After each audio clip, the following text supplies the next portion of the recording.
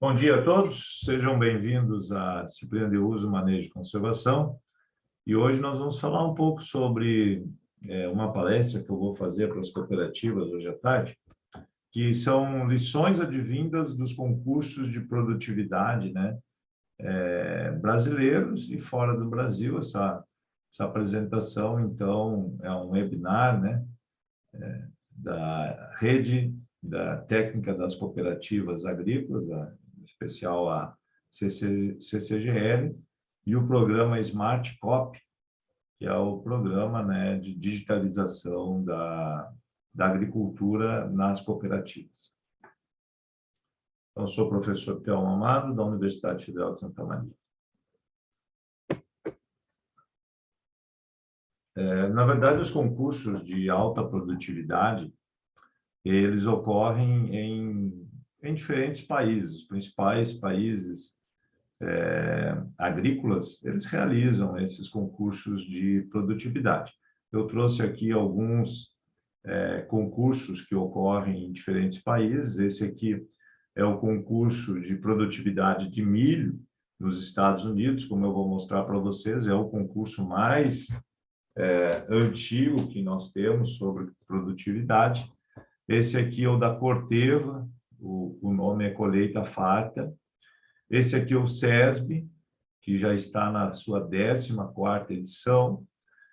E esse aqui é o concurso da Corteva nos Estados Unidos.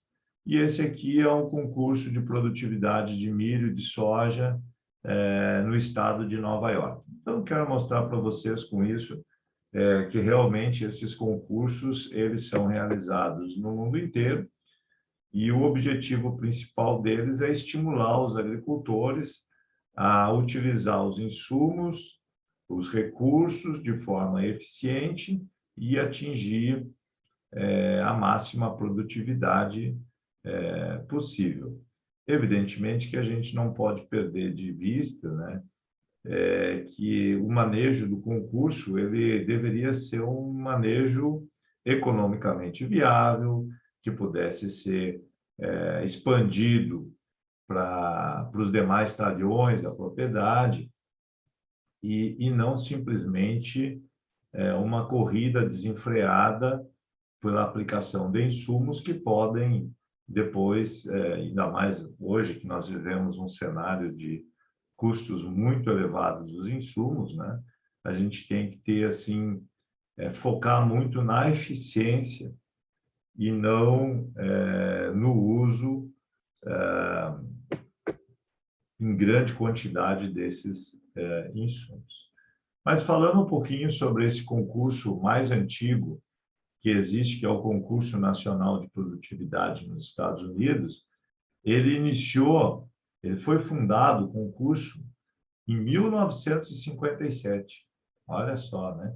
É há muito tempo atrás mesmo, né? E o primeiro concurso, né, embora ele tenha sido fundado em 57, em 1965 eles realizaram pela primeira vez o concurso nacional de produtividade de milho nos Estados Unidos. E em 2011 eles tiveram 8.425 produtores inscritos, né? E assim, os agricultores, durante todo esse período aí de 33 anos, que eles, né, 40 anos, na verdade, né? Quantos anos dá exatamente? Vou calcular certinho isso aqui. 35 mais 21, são 55 anos aí de concurso. O que eles dizem é que eles têm a oportunidade de explorar novas ideias e técnicas de produção enquanto aumentam o conhecimento, que será importante para as lavouras dos próximos anos. Então, acho que o principal objetivo de um concurso mesmo é estimular o agricultor a experimentar novas formas de manejar o seu solo e a sua lavoura. Então, eu vou falar basicamente nessa apresentação sobre o 14º concurso de produtividade de soja, né, que foi o SESB Safra 21-22, e o campeão de produtividade, né, são estes produtores aqui, né, que a gente já vai entender um pouquinho, são do Paraná, sobre a lavoura deles, né? Então, tamanho de propriedade grande, né? Para as dimensões do Paraná, é uma grande propriedade, né? 1.100 hectares, e a área que eles cultivam com soja são 496 hectares, e eles produziram aí 90 sacos por hectare. Nós vamos entender um pouquinho como que eles manejaram essa lavoura para alcançar uma média de todos os 500 hectares, praticamente 90 sacos, e de 129,16 sacos por hectare de soja, que foi o recorde nacional na safra passada. Bom, primeira coisa, nós usamos agricultura de precisão e imagens de NDVI, de satélites, de VANT, drone, né? Para poder saber onde que está a porção da nossa lavoura com maior, né, probabilidade de alta produtividade. Então, aqui, esse produtor ele escolheu esse talhão aqui, esse pedaço do talhão da lavoura dele, que historicamente sempre produz bem, desenvolvimento no ano era muito bom. Eu chamo a atenção para vocês, aqui eu botei esse slide para a gente poder olhar a altitude, né? 892 metros. Então, isso aqui influencia muito nos campeões de produtividade, né? Regiões de altitude, porque, na verdade, durante o dia a planta faz fotossíntese e durante a noite, é uma noite mais fresca, né? A respiração da planta é menor, então o saldo líquido entre fotossíntese e respiração acaba sendo muito positivo. Esse é um aspecto do ponto de vista de fisiologia de planta, né? Mas também a gente tem que considerar que essas regiões de altitude, às vezes, elas chovem bem, o regime de distribuição de chuva é melhor do que regiões de menor altitude. Temos que considerar que a temperatura também é um pouco mais baixa, então a evapotranspiração pode ser um pouco menor. E a matéria orgânica, né, que eu gosto tanto, que é um ambiente mais conservador de matéria orgânica, como a gente vai ver. Então, esta propriedade aqui, né, ela vem construindo a produtividade. Eu gosto muito desse...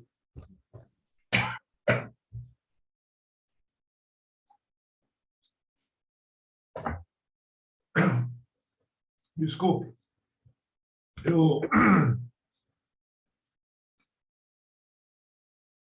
A produtividade vem aumentando aqui, né? De 72,80, aqui a área do SESB, em verde. Vou tomar mais um copo.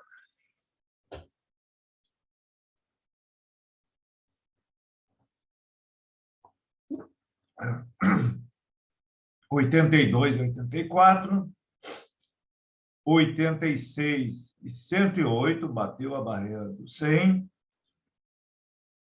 90 e 111, até chegar o ano passado a colher 129. Então, olhando isso aqui, a gente nota que há uma construção, foi feita uma caminhada. Se partiu de uma produtividade alta, mas foi feito o ajuste fino, e especialmente na área do concurso. Claro, aqui nós temos uma imagem de satélite da área, e a gente vê que realmente essa área escolhida aqui, né, o produtor ele tinha certeza que era uma área muito boa. Nós temos outras áreas aqui que deve ter feito algum tratamento, algum experimento, mas, de fato, era uma área muito vigorosa. Agora eu quero discutir com vocês o que é esse conceito de yield gap. tá? Então, o potencial de produtividade é determinado pela radiação, pela temperatura, pela época de plantio, a cultivar, o grupo de maturidade, o suprimento todo, de todos os fatores que influenciam a produtividade. Então, esse aqui seria a produtividade máxima. A produtividade que a gente consegue realmente explorar sem nenhum fator limitante, né, seria o primeiro fator, o primeiro yield gap que nós temos, né? Então, nós temos aqui uma perda de 20% desse potencial. E o que a gente obtém numa lavoura, aí já outros fatores limitantes que além daqueles do ano que nós estamos estudando. Vamos clarear um pouquinho melhor esse conceito e como isso se aplica a diferentes situações. Então, nós temos, por exemplo, a produtividade potencial, que seria aquela determinada pelas condições ambientais e genéticas que nós temos, a produtividade que seria obtida em experimentos, nós não temos isso, mas os Estados Unidos têm. Eles têm experimentos de alta produtividade. O Field Crops tem agora, né? Mas assim, a gente não tem uma tradição de ter assim experimentos vocacionados para alta produtividade. Já nos Estados Unidos, as universidades conduzem isso com frequência, Universidade de Illinois, Universidade de Iowa, Nebraska, eles têm experimentos, talhões que são de alta produtividade, que eles procuram desenvolver esse conceito. Aí nós temos os agricultores que têm máxima produtividade. Eu me arriscaria a dizer que, no caso brasileiro, é que os produtores que alcançam máxima produtividade estão acima dos experimentos de alta produtividade, até porque não são tantos no Brasil. E a média dos produtores, aí a gente já cai bastante. Então, recapitulando, utilizando aí a Universidade de Nebraska, né? O potencial produtivo ele seria determinado pela radiação solar, a entrada de CO2, a temperatura, o período de crescimento, densidade de plantas, etc. Seriam o máximo que a gente conseguiria. Mas aí, normalmente, nós temos alguma coisa que limita a produtividade. A água, geralmente, no caso do Rio Grande do Sul, é o fator um peso aí de 50%, 60% dos casos, nós temos falta de água ou distribuição irregular de água durante o ciclo. Há alguns anos a gente tem uma outra limitação, mas essa é a mais comum. Além da limitação de água, ou com a limitação de água, nós temos outros fatores, como desbalanço de nutrientes, ervas daninhas, pragas, compactação, etc. Então, de fato, o que nós colhemos na média, ela é bastante distante do que seria o potencial produtivo e também distante se nós excluíssemos uma boa parte desses fatores limitantes ou ajustássemos o nosso manejo para a água disponível que nós temos durante a safra. Então, aqui botando alguns números, né, nisso aí, normalmente, num ano bom, né, a gente consegue explorar aí 70% a 80% do potencial genético, isso aqui é muita coisa, eu diria para vocês, mas isso seria os campeões de produtividade, né? E depois nós perdemos mais outros 20% por outros fatores, resultando que o Yield Gap 2, nós estamos aí com 45%, 50% do potencial máximo produtivo. Então, veja, são várias coisas. Primeiro, aonde você está fazendo agricultura. Então, dependendo de onde você está, você pode ter algum fator limitante aí que já reduz o teu teto produtivo, né? Depois, normalmente, a água vai nos comer aí mais este ano, talvez, né, a gente está aí numa expectativa grande, mas está bem difícil esse início, né? E a gente espera que fique nesses 20% aí, né? Mas pode ser mais. E os outros fatores limitantes. Então, como é que o nosso amigo campeão de produtividade da safra passada, o que ele fez aqui de manejo, né? Bom, a primeira coisa que a gente vai olhar são várias coisas, mas eu queria mostrar para vocês o sistema de rotação. É um sistema simples, mas bem diversificado. Soja, aveia preta, milho, cevada, soja, aveia preta, milho, aveia preta, soja, aveia preta, milho, aveia preta e soja, aveia preta. Então, a gente olha que predominantemente tem aveia no inverno, que praticamente desses anos aqui só teve um ano com cevada, e uma rotação difícil da gente fazer, que é soja, milho, soja, milho, soja, milho, mas que no Paraná, né, é feita, e nos Estados Unidos essa rotação soja-milho é a mais praticada. Além disso, a adubação foi forte. Ele utilizou 570 quilos de uma fórmula que não é uma fórmula que tradicionalmente a gente está trabalhando muito, né? Que é uma fórmula com a mesma quantidade de fósforo e potássio. Normalmente nós estamos trabalhando na linha, né? Com mais fósforo e muito menos potássio. Mas aqui foi o que o agricultor utilizou, né? 100 pontos aí, para ser bem preciso, 570 vezes 21, são 120 pontos de P2O5 e 120 de K2O, é uma adubação pela exportação, bastante forte. Antes ele usou calcário dolomítico e gesso, nós vamos estudar um pouquinho sobre isso, né, o papel de cada um desses insumos.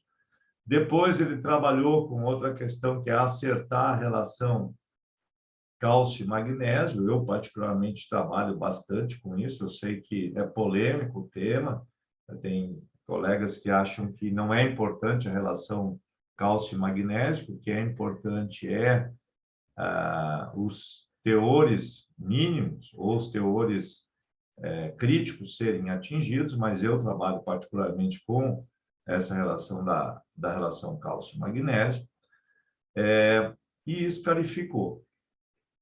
Então, tem bastante polêmica aqui, né? Se alguém quiser já buscar polêmica, aí tem várias coisas, né? Que, assim, são bastante questionadas. Será que precisa escarificar? Não precisa escarificar? Relação cálcio-magnésio é importante? Não é? Gesso é um insumo? Não é?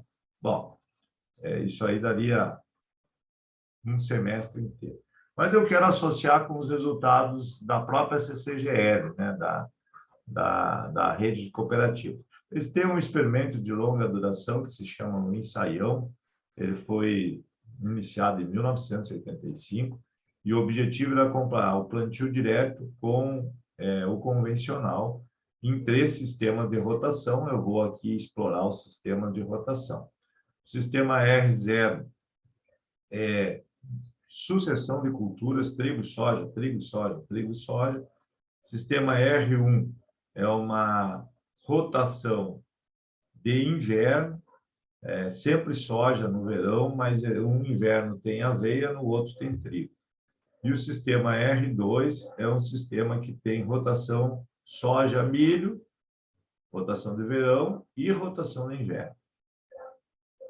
Eu quero mostrar para vocês aqui o resultado de 32 anos de produtividade, tá? E que mostrou aqui a rotação completa, rendimento de soja, que em preparo convencional, a rotação aumentou 11% a produtividade e em plantio direto a rotação aumentou 13%. Depois de 3 décadas, acumulado 3 décadas de resultado.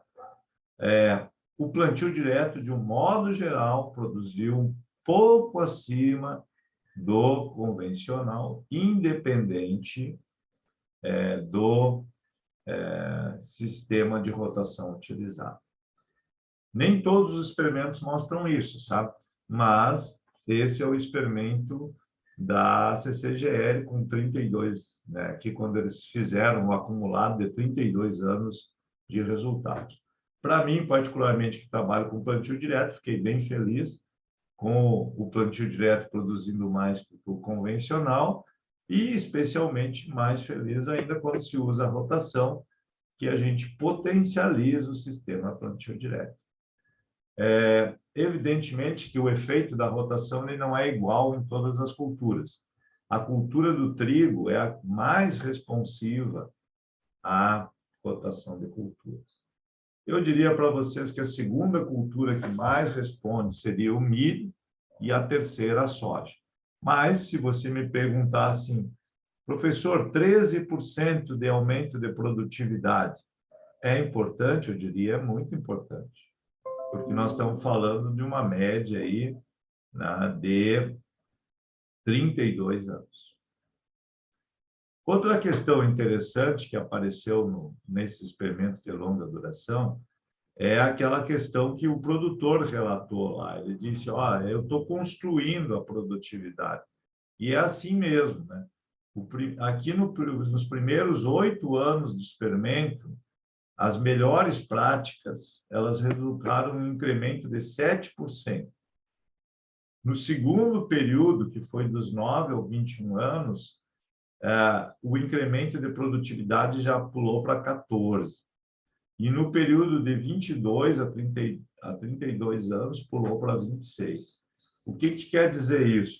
Que realmente essas práticas que a gente vai adotando, especialmente algumas que são de melhoria de qualidade de solo, elas, ao longo do tempo, vão fazendo que o sistema cada vez seja mais produtivo. Então, aquilo que o produtor colocou lá, construir a produtividade, os experimentos de longa duração aí da própria CCGL estão mostrando que isso é verdadeiro, é possível. Outra questão muito interessante desse campeão da produtividade é que a resistência à penetração do solo, medida por um penetrômetro, e a gente sabe das limitações, da penetrometria, etc., mas revelou que a resistência à penetração teria que ser muito baixa. Nós trabalhamos com um limite assim, de 2,5 megapascal para ser restritivo ao desenvolvimento radicular. Agora, qual é a resistência à penetração para que nós tenhamos alta eficiência no uso da água e alta eficiência no uso de nutrientes? O CESB está nos indicando que essa resistência à penetração teria que ser muito baixa. Um valor aí em torno de 1,5 megapascal. Este eu diria para vocês que é um grande desafio aos produtores, porque é muito complexo, não é fácil, mas ele é possível de ser alcançado, e esse produtor aqui, ele tinha uma resistência à penetração realmente muito baixa, mesmo com teor de argila alto. Isso chama atenção, né? Que ele tem aqui 52, 50% de argila. Realmente é um desafio. A compactação, ela altera o espaço de armazenagem de ar e de água, e mesmo da matéria orgânica. Então, quando a gente tem um solo compactado, nós temos menos espaço disponível para o armazenamento de água, que é o principal fator de yield gap. Esse aqui recentemente um livro procurou colocar como está a situação dos solos do mundo, sabe? E 18% dos solos do mundo falta cobertura, certo? 25% dos solos do mundo estão solos agrícolas, né? Altamente degradados. 8% estão moderadamente degradados e 36% estão ligeiramente degradados.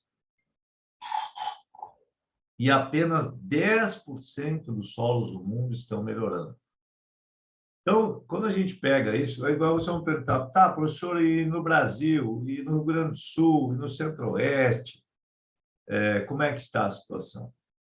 Bom, nós não temos esse levantamento assim com esse grau de detalhamento, mas o que eu queria dizer para vocês, dificilmente você vai atingir a altíssima produtividade num solo altamente degradado. Não tem jeito, não combina. Ou você, eu tenho um manejo com falta de palha. Aí não vai atingir. Difícil atingir alta produtividade numa situação como essa.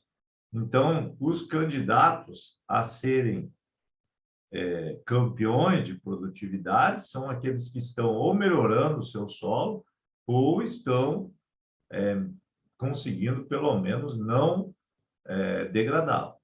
Mas, então, queria dizer para vocês, e é sempre isso, eu tenho que ser franco, né? O agricultor tem que entender que, para alcançar alta produtividade, a primeira coisa que ele tem que cuidar bem é do seu solo. Então, às vezes, o agricultor ele é muito bom na mecanização, na infraestrutura, na comercialização, na compra e venda de insumos, né? No treinamento da equipe, na infraestrutura, mas ele descuida com a base do seu sistema produtivo. A outra coisa é o sistema radicular, sabe? Então, isso aqui é de um livro, né, do David Montgomery, professor da Universidade de Washington, e ele nos diz assim, que tipo de lavoura você tem? Uma lavoura que as raízes exploram os primeiros 10, 15 centímetros, ou uma lavoura que realmente você utiliza todo o solo, tanto horizontalmente quanto verticalmente. Então, essa é uma questão importante, especialmente sobre períodos de déficit hídrico. Então, aquela resistência à penetração baixa que o campeão de produtividade alcançou, ela está associada a realmente utilizar o solo na sua plenitude, né? E não apenas nos 10 centímetros. E o inimigo para isso se chama a palavra compactação do solo. Então, algumas estimativas aí falam que 30% dos solos brasileiros teriam algum nível de compactação.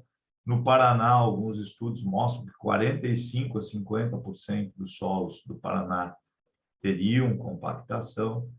E é difícil a gente avaliar, generalizar isso, mas é uma preocupação assim que todo agricultor deve ter. Eu sempre falo muito sobre esse tema, já escrevi sobre isso, procuro abordar com os agricultores.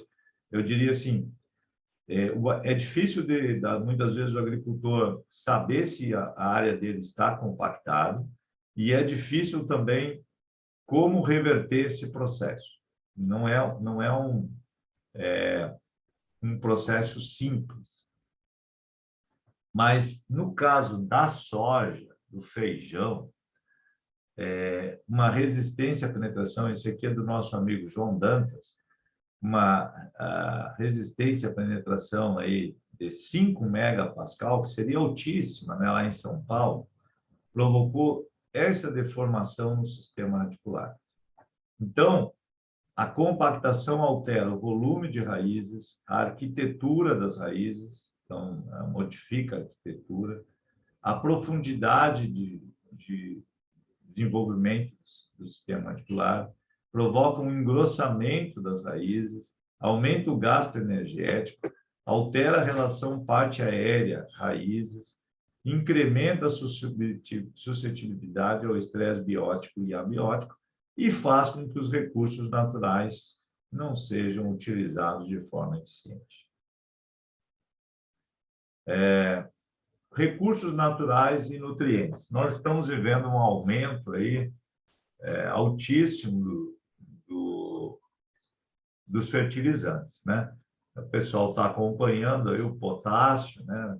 Cloreto de potássio subindo, nitrogênio subindo, e todos os insumos, né, relacionados à fertilização com um aumento muito expressivo, a inflação aí na faixa de 75% a 120% de uma safra para outra. A compactação, aqui nós temos a densidade do solo, um trabalho do professor Ciro Rosolém, um trabalho antigo, mas clássico, professor Ciro, da Universidade da Unesp, Jaboticabal, e um slide preparado pelo nosso amigo Dirceu Gassin, que nos deixou, nos mostrando que, à medida que a densidade do solo aumenta, a eficiência no aproveitamento do nitrogênio, do potássio, do cálcio, especialmente do fósforo, cai muito. Então, quando a gente trabalha com solo compactado, nós temos que fazer uma fertilização mais alta para compensar a baixa eficiência do uso do nutriente. Nos Estados Unidos, eles chamam isso de NUE, Nutrient Use Efficiency, eficiência do uso do nutriente. Quantos quilogramas de fertilizante que você utiliza por quilograma de grão produzido, né? Quanto mais compactado o solo, menor é essa eficiência. Então, muitas vezes nós usamos 2 vezes mais nitrogênio do que nós precisaríamos, 3 a 5 vezes mais fósforo do que nós precisaríamos e 1,5 vezes mais potássio do que nós precisaríamos, porque nós não somos eficientes em utilizar esses nutrientes. E agora você imagina quando você tem um aumento de 100% de uma safra para outra, é lógico que o agricultor tem que mirar a eficiência.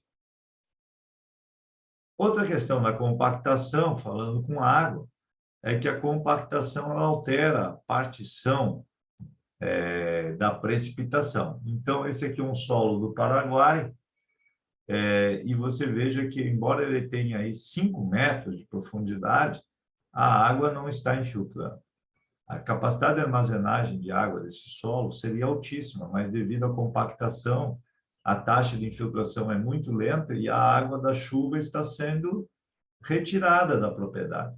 E isso nós não gostaríamos, né? Nós gostaríamos de armazenar o máximo de água possível, porque nós vamos precisar para produzir grãos. Esse é um trabalho de um orientado meu, de agricultura de precisão, foi publicado, mas mostrando aquilo que, mais ou menos, o SESB está reportando. À medida que a resistência à penetração foi aumentando, a produtividade de soja foi decrescendo com um ajuste muito alto, né? Quer dizer que, como é que foi feito isso aqui? O meu estudante, o Vitor, hoje é professor, ele fez 2.500 pontos georreferenciados na lavoura de resistência à penetração com um penetrômetro que tinha georreferenciamento.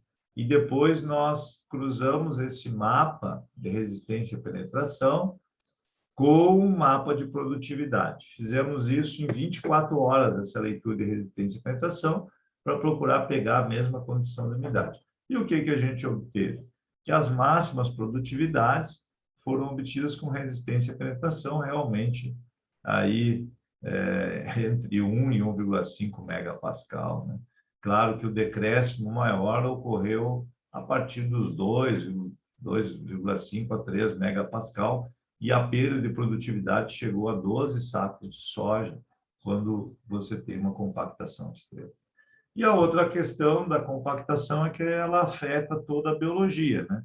E inclusive a nodulação, porque o Bradyrhizobium precisa bastante oxigênio, as raízes precisam de oxigênio, e um solo compactado, quando úmido, ele tem pouco oxigênio, e isso afeta o principal nutriente da soja, que é o nitrogênio. Outra questão é que é o que nós estamos vivendo agora, nesse momento, é a situação das lavouras. Se você tem um sistema radicular muito superficial, não vai acessar a água mais profunda, essa planta vai entrar em estresse, ela vai fechar os estômatos, fechando os estômatos, ela tenta reduzir a perda de água, ela fechando o estômago, a temperatura do dossel aumenta, não entra CO2, que é a matéria-prima para fazer fotossíntese, diminui a taxa de fotossíntese, a planta paralisa o crescimento e entra sob estresse. Se essa planta tivesse um acesso à água mais profunda, ela manteria essa abertura dos estômagos, entraria CO2, ela regula a temperatura do dossel vegetativo pela evapotranspiração e ela mantém ainda o sistema fotossintético funcionando sem passar por uma situação de estresse ou com um estresse menor. Então, hoje, a situação nossa das lavouras é que elas estão encontrando essa situação aqui. Agora, a ocorrência dessa situação está associada muitas vezes a um sistema radicular pouco desenvolvido. Vamos olhar como é que estava o solo do ponto de vista químico deste agricultor campeão de produtividade de soja na safra passada. Bom, o que ele diz aqui?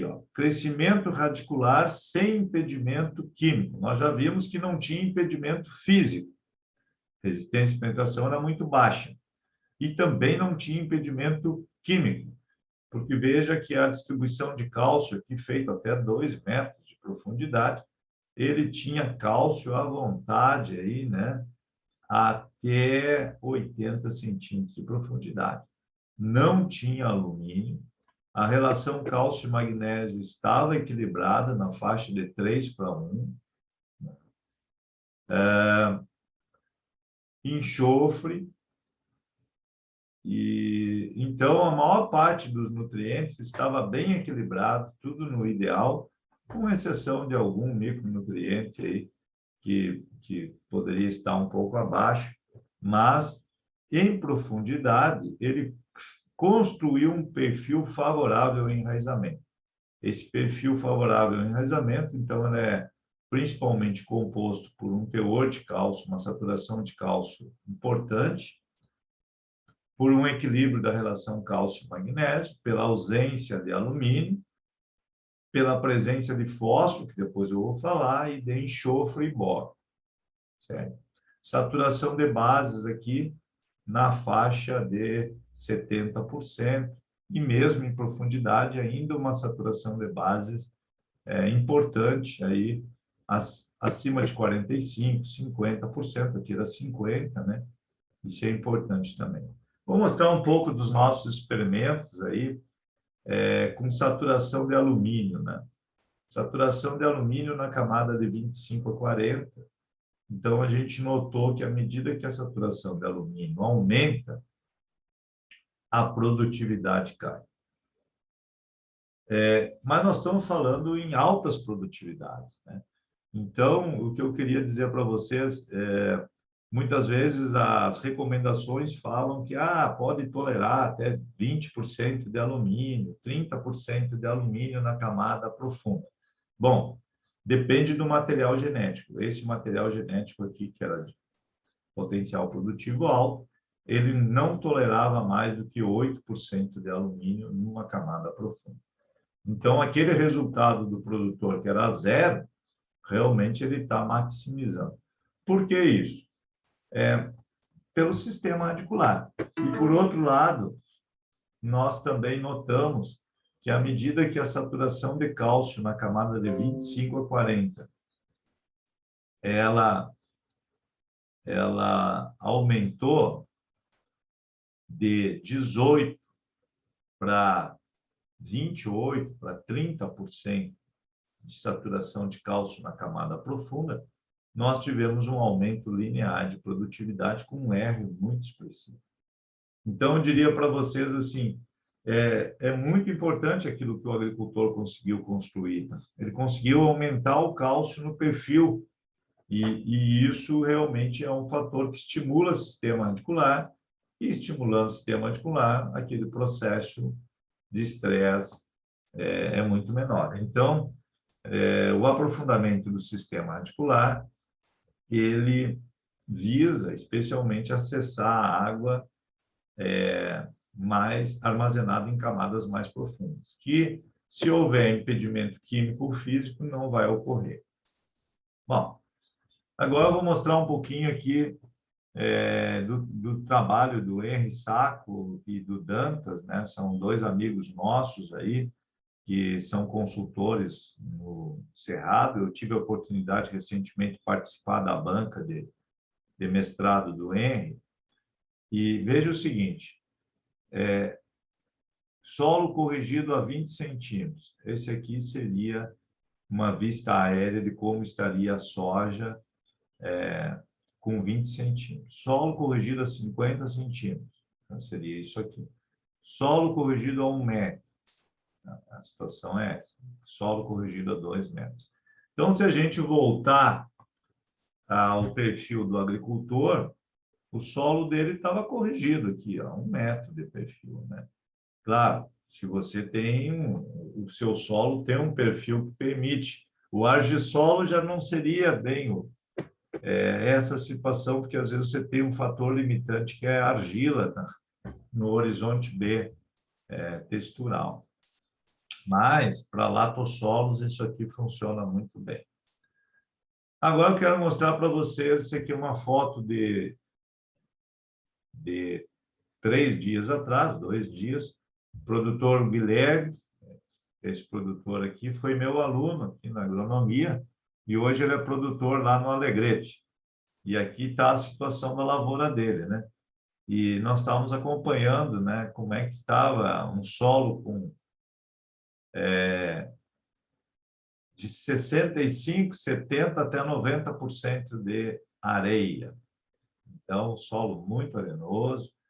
É uma área que está aumentando aí, áreas de campo que estão se tornando lavouras, né? Aqui vocês talvez olhando assim, bom, o que o professor quer mostrar? Então, agora vou mostrar para vocês mais próximo aqui, talvez até eu possa dar um zoom aqui e vocês possam entender o que eu estava querendo mostrar. Ó. Nessa área aqui, ele escarificou um ano antes, utilizou milheto e depois uma pastagem de aveia, utilizou animais, e nessa safra agora, depois de ter feito aquele trabalho lá, ele ainda utilizou um facão. E nesta área aqui ele não teve, assim, não conseguiu fazer esse manejo aqui desta área, e o solo estava compactado, nós levamos um penetrômetro, estava com 3,5 megapascal na camada de 15 a 20. E o sistema radicular era esse aqui, e essa planta, essa lavoura que estava sentindo muito mais a seca do que esta aqui. Então, o que eu queria mostrar para vocês aí com essa realidade de hoje seria o seguinte, numa situação que a gente tem escassez de chuva, seria importantíssimo para nós que a soja tivesse aprofundado rapidamente o sistema radicular. E se você tiver um impedimento físico ou um impedimento químico, você retarda o desenvolvimento radicular e, retardando o desenvolvimento radicular, você prejudica o mecanismo que a soja teria para poder lidar com um déficit hídrico. Então, qual a lavoura de soja que vai sofrer mais?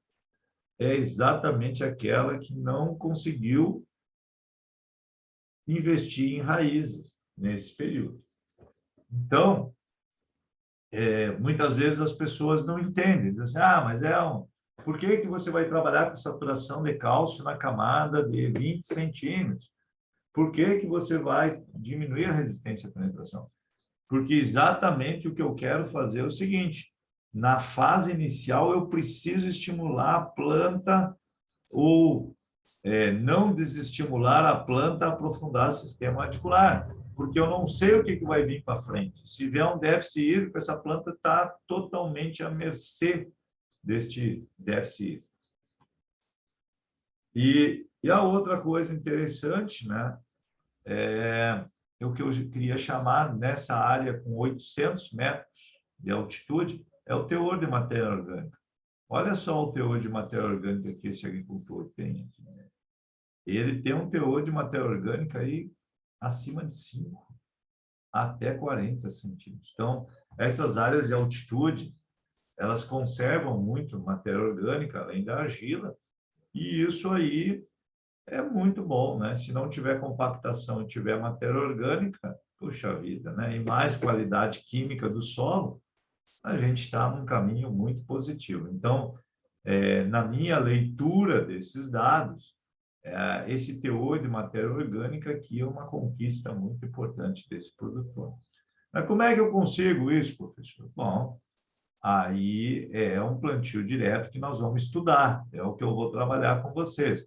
Qual é a quantidade de resíduos, que tipo de resíduos, quais as opções, mas a CCGL, através do Riedel, tá, eles foram dando diretrizes para nós, e hoje a gente trabalha com plantio direto de boa qualidade, deveria ter uma adição aí de 10 a 12 toneladas de resíduos vegetais por ano, né? E teorizando um pouquinho isso, né, a matéria orgânica a gente pode entender como entradas e saídas, sabe? Então, como que eu aumento a entrada de matéria orgânica no meu solo, né? Pelos resíduos vegetais, por adubação orgânica, por bioprodutos, por risodeposição, por exudatos das raízes, por raízes. E como é que eu diminuo as saídas? Minimizando a oxidação, a remoção de carbono seria, por exemplo, se você utiliza silagem, então aí é um problema, né? Ou se você utiliza o carbono para alimentação animal, então a gente tem que balançar bem isso, controlar a erosão e também evitar escoamento, etc., que a gente perca carbono dissolvido, o COD, carbono orgânico dissolvido. Muitos agricultores no Brasil têm conseguido um sucesso bom de recuperação da matéria orgânica através das raízes, aqui é braquiária rosiziensis, com raízes a 2 metros de profundidade. Então, sem dúvida, essa é uma estratégia muito interessante de recuperar o carbono. E porque as raízes, a eficiência de formação de matéria orgânica ela é mais alta do que a parte aérea. Então, esse é o principal mecanismo, né? Para a compactação, são várias estratégias. Esse aqui é o meu amigo Napo Forrageiro. Tem muitos trabalhos que mostraram que, de pesquisa, né, que não conseguiram encontrar que o napo forrageiro melhorou os atributos físicos do solo.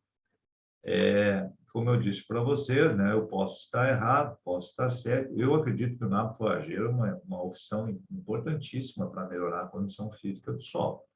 Eu respeito quem pensa diferente, né? Eu assisti uma palestra do colega Denardim, da Embrapa, dizendo que, para ele, né, ele é um físico do solo, que não vê benefícios do napo forrageiro. Bom, aí cada profissional se distingue, né? Eu vejo um benefício muito grande. E aqui eu trago o trabalho do professor Haywell, da Universidade de Maryland, que ele está estudando, né? Eles têm uma linha de pesquisa só em cima do napo forrageiro, e realmente o napo forrageiro é uma opção muito interessante, né? Da gente melhorar a infiltração de água no solo, evitar o escoamento e, claro, mas eu tenho problema de mofo, professor. Bom, aí você tem que saber aonde que você está, né? Mas esse aqui é o amigo meu, Rogério Pacheco, e ele está aqui me mostrando, né, Carazinho, participa do Projeto Aquários, etc. Está nos mostrando que ele está trabalhando com 2 tipos de nabo, né? Um nabo de raízes mais finas e este outro nabo, que é um nabo com uma raiz mais grossa. E, na verdade, a combinação desses 2 nabos, esse aqui também, você vê que ele tem um ciclo mais longo, produziu mais massa, né? E para áreas mais compactadas, então, poderia ser uma raiz pioneira. Esse aqui, ele já formaria mais bioporos, né? A combinação dos dois aí tem sido bastante usado nesses mix. Então, no caso dele, o Rogério Pacheco, ele chega a combinar 5 culturas de cobertura, né? Então, aqui você tem 2 nabos, 2 aveias, ervilhaca, você pode ter centeio. Então, essa diversidade de cultivos aqui, uma complementa a outra. E hoje, assim, os policultivos realmente são uma ferramenta muito boa para melhorar as condições físicas do solo, para quem não, assim, não quer mobilizar o seu solo. Na verdade, o conceito disso é que essas plantas elas seriam raízes pioneiras e a nossa raiz da soja, do feijão, do milho, se beneficiaria desse bioporo criado pelas raízes pioneiras. É claro, desde que você não mobilize esse solo com uma grade. Então, aqui é um exemplo típico disso. Esse aqui é um amigo nosso, família Arnes, Bruno Arnes e Wilfred Arnes, Cruz Alta. Fizeram agronomia e zootecnia. O Bruno é formado em zootecnia aqui na universidade. São pioneiros do plantio direto aqui na região de Cruz Alta. E olha só o sistema radicular da soja dele. Ele utiliza muito nabo forrageiro, sabe? Mas utiliza há muitos anos. E você veja o sistema radicular da soja. Está aqui, tá falando para nós. Se você for na propriedade dele, muita gente diz, mas ele não utiliza terraço. Uma opção dele, ele não utilizou terraço, mas a infiltração de água na área dele é muito alta, né? Claro, mas eventos extremos. Bom, aí é uma questão, né? Mas não é o ponto aqui que eu queria discutir com vocês, que eu queria mostrar o sistema radicular. Ele construiu um caminho aí para a soja aprofundar o sistema radicular rapidamente. Então, é essa questão aqui, né, de você construir o seu solo com teores nutricionais ideais ou, pelo menos, aceitáveis em profundidade. Porque, até agora, a gente não tem bem claro, assim, quais seriam os parâmetros químicos. A gente tem algumas ideias, eu, particularmente, tenho, mas, assim, não existe uma recomendação oficial para a camada de 20 a 40. Mas eu vou mostrar algumas coisas para vocês. Esse aqui é um trabalho feito pela Embrapa e pela Comigo, a cooperativa de Goiás. É um trabalho assim que nos leva a refletir um pouco sobre a situação, né? Fósforo disponível na camada de 0 a 10. Então, vamos pegar aqui um teor de fósforo alto, 20 ppm, né? 20 miligramas por decímetro.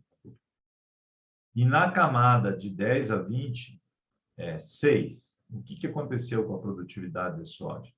Ela foi limitada. Agora, quando eu tinha os mesmos 20 miligramas por decímetro cúbico de fósforo, mas eu tinha pelo menos 10 na camada mais profunda, a metade, a produtividade já foi alta. E se eu tivesse 18, 15 de fósforo na camada de 0 a 10 e outros 12 na camada de 10 a 20, aí a produtividade era máxima. Professor, mas não é número absoluto, mas é um indicativo. E esse, para mim, é um grande desafio. Então, eu vou voltar aqui para nós olharmos o fósforo. Olha só, esse agricultor, ele tinha na camada de 0 a 10, 74. Verdade, estava sobrando fósforo aí, né? Fruto das adubações que ele utiliza. Na camada de 10 a 20, ele tinha 50% do que ele tinha de 0 a 10. E na camada de 20 a 40, vamos botar aqui 18 em cima de 74, ele tinha 25%. Mas você vê que ele tinha teores aí aceitáveis até 40 centímetros. E por que, então, que a gente se preocupa se tiver uma concentração muito alta de fósforo na camada 0 a 10 e pouco fósforo na camada de 10 a 20? Porque isso pode ser um indicativo para as raízes se concentrarem na camada mais superficial. E o que nós queremos é que a raiz se aprofunde. Então, este é um desafio. Aí alguém pode dizer assim, não, tá resolvido, professor. Eu chego aí num plantio direto como esse aqui e passo uma grade aqui para distribuir esse fósforo. Bom, particularmente, eu não vou endossar esse tipo de recomendação aí, né? Acho que tem outras maneiras de você fazer isso. Nós fizemos um experimento de fertilização profunda de fósforo com um equipamento, um protótipo que não virou equipamento, que colocamos o fósforo a 20 centímetros de profundidade. Então, nós publicamos isso em 2017, né? Um aluno nosso de mestrado, que fez doutorado nos Estados Unidos. O protótipo é esse aqui, é um escarificador da Stara e com uma caixa de fertilizante que fazia as duas operações. Então, nós tínhamos a oportunidade de colocar o fósforo a 20 centímetros de profundidade. Nós estudamos a distribuição do sistema radicular de soja e no sistema em que o fósforo tinha uma grande concentração na camada 0 a 10 e pouco na camada abaixo dos 10 centímetros, nós tivemos a concentração de 80% das raízes de soja nos primeiros 10 centímetros e muito pouca raiz em profundidade.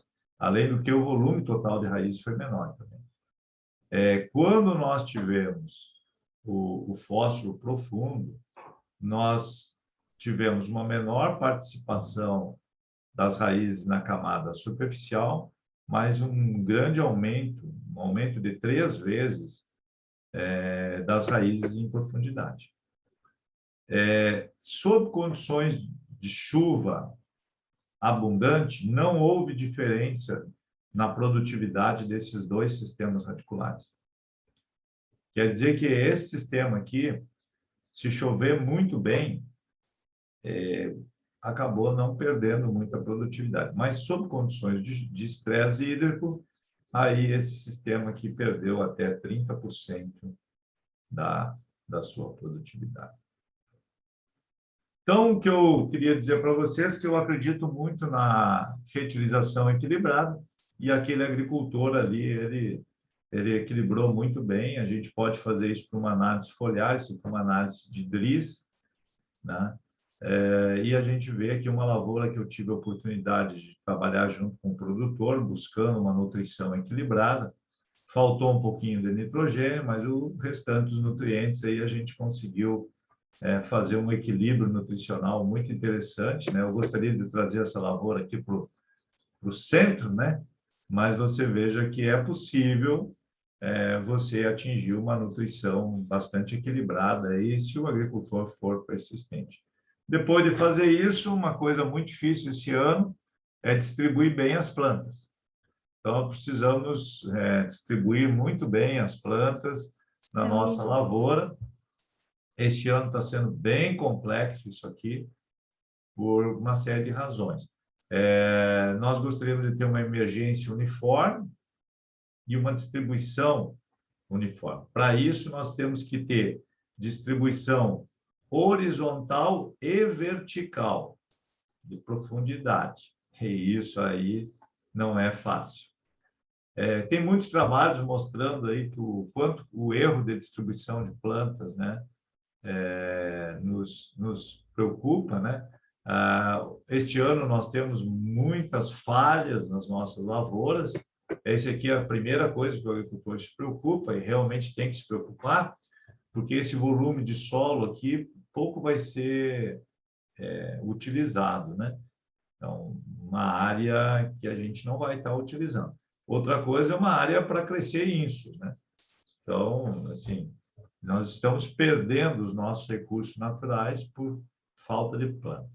Mas também você colocar plantas no local equivocado, essa planta era para estar aqui, agora ela está muito próxima da vizinha, ou colocar excesso de plantas, porque em vez de ser uma semente, caiu duas sementes. Então, são os tipos de erros de distribuição que ocorrem numa lavoura.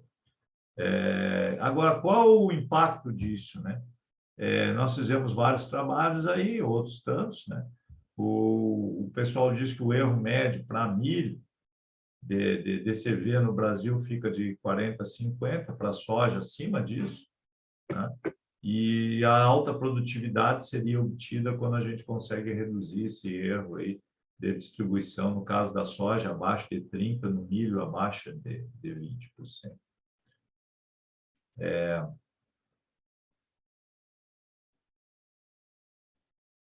Então, aqui o tipo de erro, né? E a consequência desse erro de distribuição de plantas, e quando você consegue ter uma equidistância importante, né?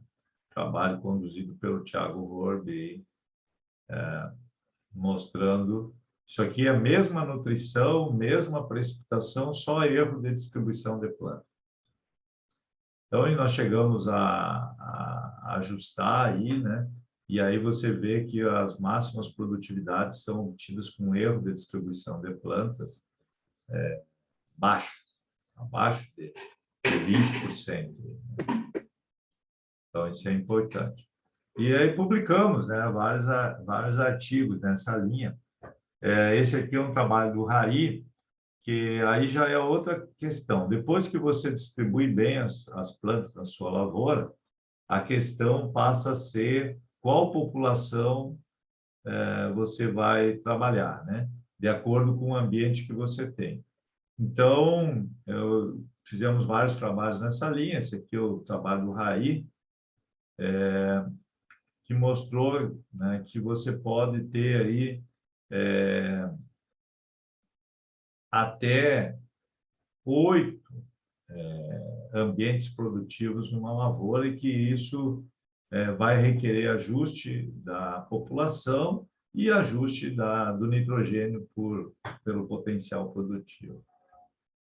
Recentemente, o Geomar Corazza, né, ele trabalhou especificamente com a soja, e para a soja, o que a gente encontrou, num ano que chove bem, olha bem, num ano que chove bem, num ano ótimo, num ambiente de alto potencial produtivo, nós poderíamos reduzir a população de soja em até 18%. Claro que isso tem que ser refinado por material, por época, etc. Mas, de um modo geral, se o ano é muito bom, no ambiente mais produtivo, nós deveríamos reduzir um pouco a população e aumentar a população de soja na zona de baixa. E é o contrário do milho. O milho, normalmente, nós aumentamos a população na zona de alta. Então, o Corazza, recentemente, ele publicou esse artigo aqui, taxa variada de sementes dá variabilidade à oportunidade, e ele propôs, né, esse tipo de ajuste. Se a sua lavoura está nesse verde aqui, você está numa ótima condição, então, para o milho, você poderia aumentar a população, diminuir um pouco a população de soja e trigo, né, e de canola. Claro que isso feito para cada espécie, cada genética. E, no caso, na zona de baixa, no milho, nós diminuímos um pouco a população e aumentarmos na soja, trigo. O que está envolvido aí é realmente usar eficientemente o ambiente, né? Também eu fiz um trabalho com seca, e quando você tem seca, não seria muito interessante ter uma alta população de milho. Então, no ano seco é melhor trabalhar com a população um pouco mais baixa. Mas esse é o tipo de informação que a agricultura de precisão nos dá.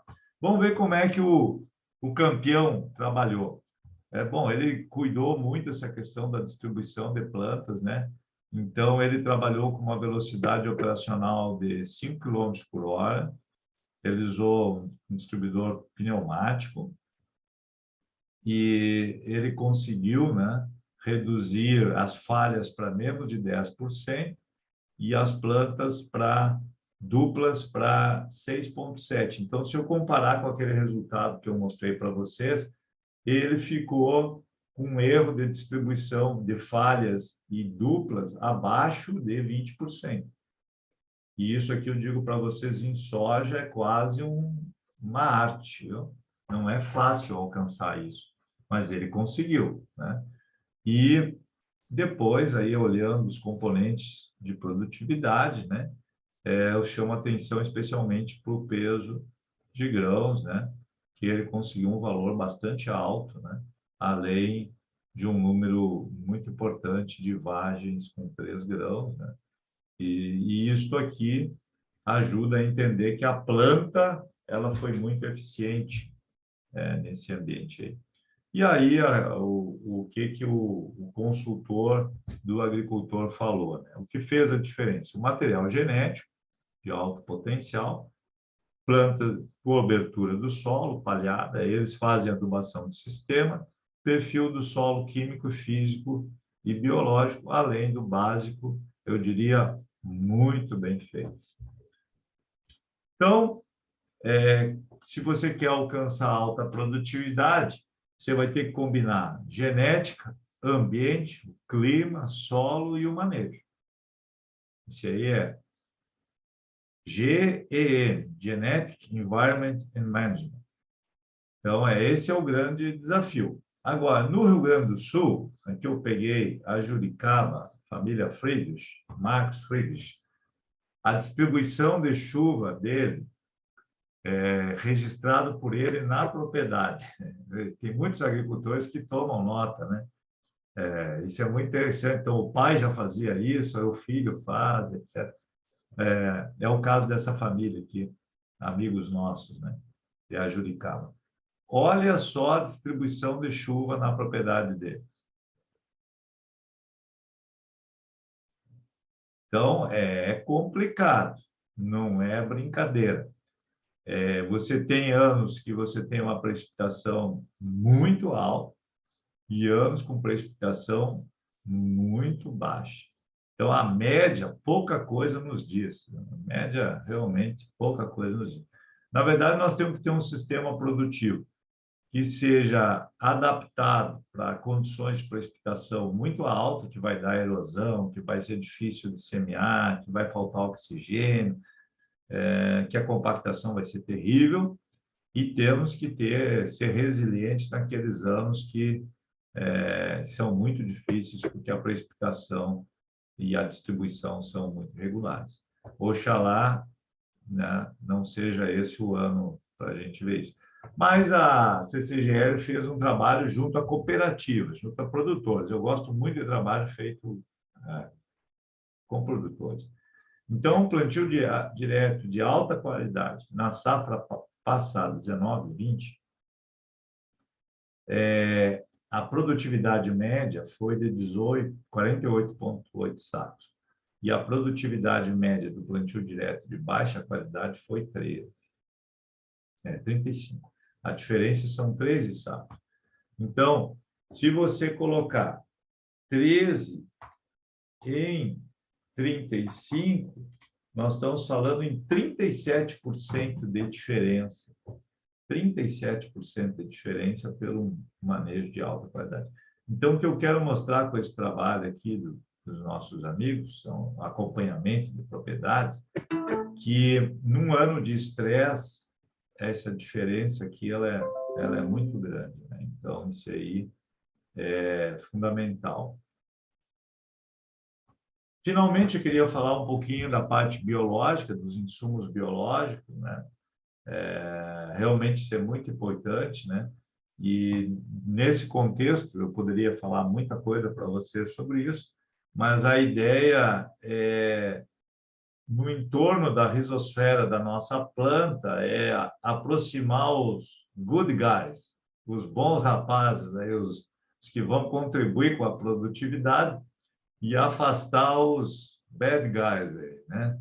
Então, o que eu quero dizer é o seguinte: no entorno da rizosfera, nós não queremos nematóides, nós não queremos macrofomina, nós não queremos fusarium, nós não queremos aspergillus, nós queremos o tricoderma, nós queremos o penicillium, nós queremos o, a micorriza, nós queremos fungos e bactérias que nos ajudem a produzir mais, que a planta tenha mais vigor. Esse é o conceito. Como é que a gente consegue isso?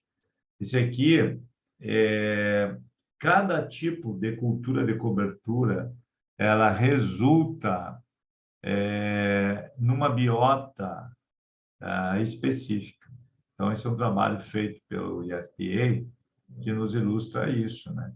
Então, se eu trabalhar com aveia, eu vou ter um tipo de biota associado à aveia.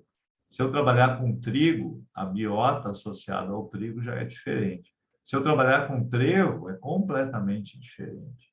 Então, qual é a ideia de um mix de cultura de cobertura? É você ter uma diversidade muito grande. Como que você estimula isso aqui, ó? Os fungos micorrízicos foram maiores em ervilhaca e trevos, nas leguminosas, né? Então, combinando plantas de cobertura, você alcança isso. E aqui eu quero terminar um trabalho nosso, que saiu um mês atrás. Em vermelho aqui é a zona de compactação numa lavoura, que nós analisamos do projeto Aquários. Essa compactação não era tão severa, mas era 3 megapascal na camada de 20 centímetros. Na zona de alta, nós tínhamos uma resistência à penetração menor, não chegava a ser igual a das áreas do SESB lá, mas era 2 megapascal. Na zona de baixa produtividade e alta compactação, que é esse low, o que nós notamos? Alta presença de fusarium, macrofomina e aspergillus, na zona de baixa e média, as mais compactadas. Na zona menos compactada e mais produtiva, estavam presentes esses detratores de produtividade, mas em uma proporção muito menor. E, em contrapartida, os good guys, que eram, aqui no nosso caso, especialmente o penicillium e a tricoderma, estavam numa maior proporção. Quando nós tínhamos grande quantidade de penicillium e tricoderma, a pressão dos bad guys aí foi muito menor. Por outro lado, quando o ambiente era desfavorável a penicillium e tricoderma, aí a ocorrência do patógeno se manifestou muito mais. Então, se eu perco plantas na minha lavoura por macrofomina, por fusarium, porque o meu solo está compactado, evidentemente que eu não vou conseguir uma boa distribuição de plantas na lavoura. Não conseguir uma boa distribuição de plantas na lavoura, vocês viram a consequência. Então, como é que nós chegamos a isso aí? A análise de DNA do solo feita na Califórnia.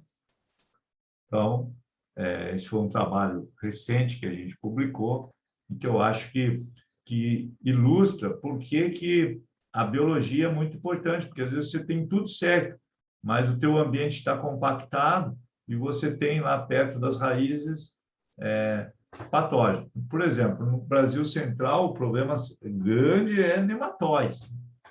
Então, nós temos que diminuir a presença dos nematóides, estimulando outros organismos. Esse é o jogo. E, claro, genética, época, manejo, nutrição, clima, tudo isso aí são os componentes. A gente pode fazer muitos tipos de experimentos nessas áreas de alto potencial produtivo. Uma delas é estudar detalhadamente a fertilidade, o que acontece se eu adiciono um nutriente ou tiro um nutriente, que acontece se eu mexo com material genético, com inseticidas, fungicidas, com tratamento de sementes. Então, eu posso entender melhor o peso de cada um dos fatores de manejo. Esse aqui é recentemente um trabalho feito pelo pessoal, né, o Dantas e o Henry. Eles chegaram à conclusão que eles acompanhando 50 lavouras, aí 80% tinham um problema com nitrogênio, estava faltando nitrogênio na soja, 55% estava faltando boro, 47% estava faltando molibdênio, 58% estava faltando zinco e 64% estava faltando manganês. Mas como é que sabe isso, professor? Aí são os experimentos, né, de alta produtividade que vão nos dar esse banco de dados. E lá nos Estados Unidos, o que eles encontraram, né? Olha, eles também trabalham esse banco de dados, eles chegaram à conclusão que o teor de fósforo e potássio deveria ser próximo à remoção pela cultura. Então, os campeões geralmente tinham isso. E o pH, no caso deles, lá deveria ser em torno de 6,2, foi o melhor pH para a produtividade. E a outra coisa é que metade dos vencedores de concurso de produtividade utilizavam micronutrientes, principalmente zinco, boro e o enxofre, que é um macronutriente secundário. Só queria mostrar para vocês o tipo de resposta que a gente pode ter. Termino a apresentação falando dos 7 princípios de Franz Child para altas produtividades. Tenha uma atitude vencedora, esteja disposto a mudar e tenha uma finalidade em mente. Quer dizer, na verdade, a gente tem que ter um objetivo, né? E não ficar dando tiro para tudo que é lado. Tem que ter um objetivo. Saiba mais sobre o seu solo. Bom, aí é conosco mesmo a bronca aí, né? Maneje a compactação do solo, a textura, a composição da camada radicular, estimule a atividade biológica. Faça um balanço de época de aplicação, posição e disponibilidade dos nutrientes. Utilize nutrição foliar. Avalie 2 a 3 novos conceitos e novas tecnologias a cada ano. Meça seus resultados. Se você não puder medi-los, também não vai poder gerenciá-los. Então, veja, você pode discutir uma ou outra, mas são os princípios. Na verdade, eu diria assim, para ser um recordista de produtividade, a primeira coisa que você tem que ter é a atitude. Certo? Então, aqui eu quero mostrar para vocês alguns amigos meus, né? Esse aqui é o Rogério Pacheco, 104,7 sacos de soja. Esse aqui é o Alisson, de Ponta Grossa, 141,8. Aqui nós estamos segurando aí a cultura de cobertura da lavoura do seu Pacheco, aqui a aveia com ervilhaca, certo? Esse aqui é a família Seitz, Guarapuava, também foram campeões de SESB, né? E, finalmente, aqui o Maurício de Bortoli, um amigão aí de Cruz Alta, bicampeão brasileiro e tricampeão gaúcho de produtividade de soja, né?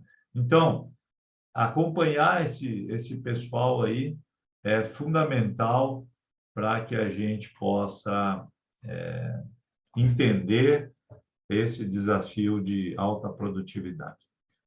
Bom, pessoal, eu vou fazer o seguinte,